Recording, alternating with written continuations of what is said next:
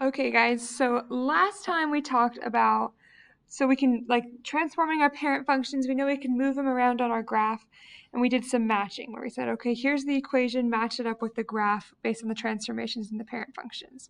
Today what we're going to do is I'm going to give you the parent function and the transformations, and then you guys are going to write the equation to match that set of transformations. Okay, so basically the goal of this is that by the end of this lesson, I could give you either a graph or a list of transformations, and you could give me the equation that would graph that. Okay, so let's just go through a couple examples. So, number one, my parent function is f of x equals x squared, and the transformations I wanted to have is I want it to reflect over the x-axis, and then I want to translate it up 3. Okay, so I know with my reflection over the x-axis, well, first of all, you might want to pull out your 4.2 notes. It might help to be looking at those while you're doing these notes as well. So we know that to reflect over the x-axis, I have to put a negative in front of my equation. And it's important that the negative is like this, just on the outside. There's another way to add a negative to this, and it would be to put the negative inside of parentheses and then square it. If I introduce parentheses and put the negative inside, it's going to reflect it, but it's going to reflect it over the y-axis. So putting that negative on the outside is going to reflect it over the x-axis. And then if I want to translate it up 3, I'm just going to add 3 to the end of my equation. So ideally, I'll just kind of sketch the graph of what should have happened. My parent function should have looked like this nice U shape to start with. And if I graph that correctly, it should end up... Sorry, that was loud. It should end up upside down and moved up 3. So it should end up something like this. So same kind of shape, just in a different spot on the graph. Okay. So let's do another example. So in this number 2, I'm doing the parent function is the cube root of x, and I want to do a vertical shrink of 1/3, and then I want to translate left 3 and down 6. Okay, so let's just go in order of this. We'll just kind of change the equation as we need to. So I know that I'm going to have this base square root of x somewhere in there.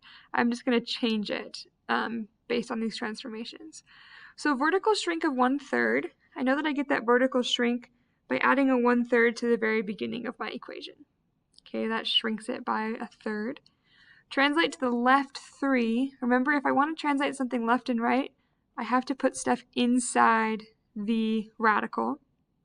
And if I want to move to the left 3, I'm going to add 3. Now remember that when you're moving to the left, sometimes people want to put -3 in there, but you do want to do +3. It's kind of opposite what you would expect.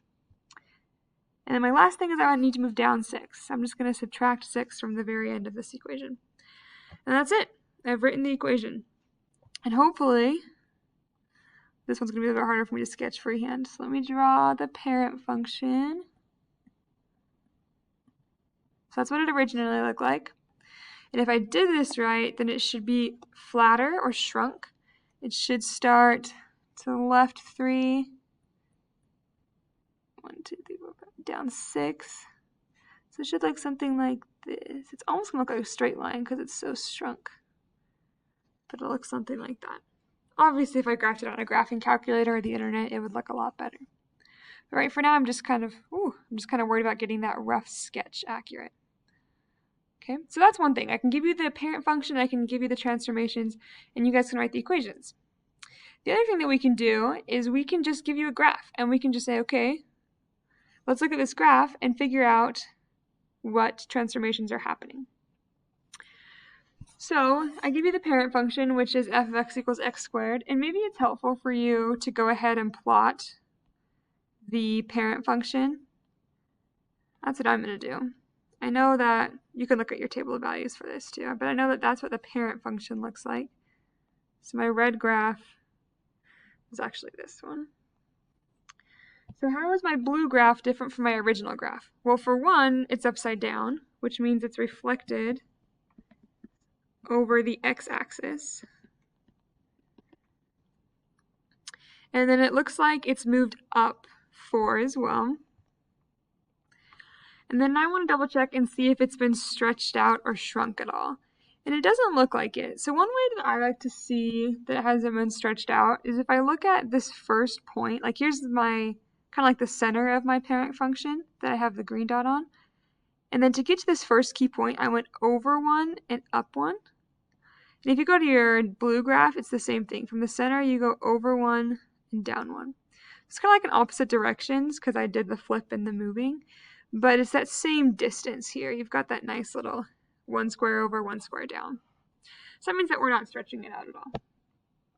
So I just need to write an equation where the parent function is x squared, where it's reflected over the x-axis and moved up 4. So to get that reflection over the x-axis, I add a negative to it out front, and then I've just shifted up 4, so I'm just going to add 4 to the end of it. And that's it.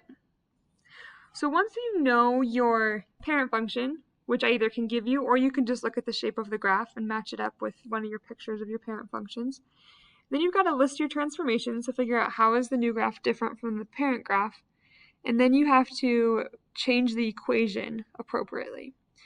So it's not necessarily hard, but you are going to have to put a lot of pieces of information together. So it's going to be really helpful for you to have all your notes available from the first 2 sections so that you have all the information readily available to you. Okay, let's look at number 2. So here my parent graph is f of x equals x cubed. I've given that to you again, but you could also have just looked at the shape and noticed that it was kind of a long S shape and realized and remembered that that's the shape of a cubic graph. So let's look at the transformations. I'm going to first just draw my original graph, the parent function. And you don't have to do this, but sometimes it's easier to help you see what's going on with the transformations if you can compare it to the parent graph. So I'll just kind of put that sketch in. And you can get those points that I just drew by looking at those tables we made during 4.1. So I'm going to go ahead and highlight an important point. So this point right here, it's kind of like the middle point of this graph, right? It's right where it changes from going down to going up. And I'm going to highlight that point right here in my new graph too. So one thing that might be helpful is to kind of trace where did that middle point end up. And it looks like it went to the right 3 and down 1. So let's write that down. So right 3, down 1. Okay. And now we just want to check to see if there's any other transformations that have happened. It doesn't look like it's been reflected because it's definitely still the same orientation. And then to check to see if it has been shrunk or stretched out, we want to kind of look at the distance again between the main point and then that corresponding point. And you can see that change right here. And you see that it's the same. It's over 1, down 1, over 1, down 1. So that means that we don't have any stretching or compressing, which is nice. So now we just need to write an equation where the parent graph is this x cubed, where I've moved to the right 3 and down 1. I'm actually going to erase this, sorry. So to remember if I want to move it to the right, then I have to put this in parentheses and subtract 3. So if I subtract the 3 kind of on the inside right next to the x, that's how I move the graph to the right. And then to move it down 1, I just subtract 1 on the outside of my parentheses, or at the very end of my function. So that is the end of the notes for this. They're pretty short and sweet, and your assignment's pretty short and sweet too. But I want you guys to just keep practicing and recognizing that all of these kind of ideas are linked together, right? The parent functions with the transformations, they all go together to give you these final products and these final equations.